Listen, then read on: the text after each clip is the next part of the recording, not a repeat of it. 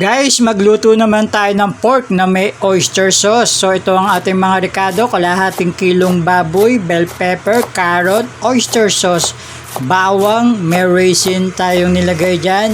At naglagay din ako ng mayo, asin at konting sugar.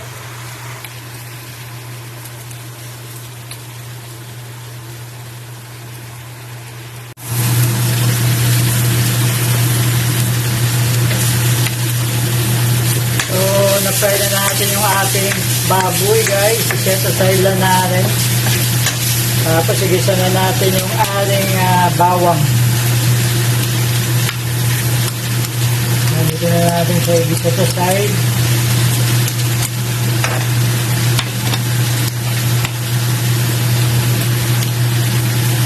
Lagyan na natin ang paminta. Yung ating pork.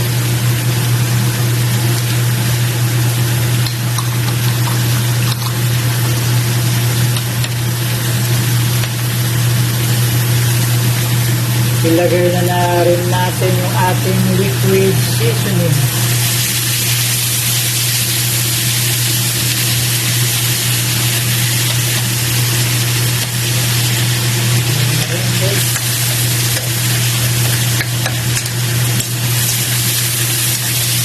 Ilalagay natin ng water yan para maluto ng mabuti yung ating pork, yung ating baboy. At lagyan natin oyster sauce. So okay na yung ating pork, guys. Lagay na natin yung ating vegetables. So pagkatapos nito okay na siya. Yung ating bell pepper at yung ating carrot. Ayan.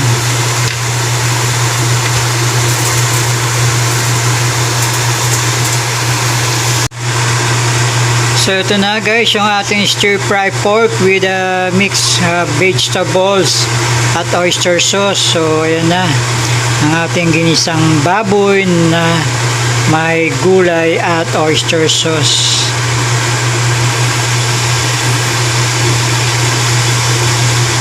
Finally, guys, ito na yung ating ginisang baboy mixed with vegetables sa oyster sauce.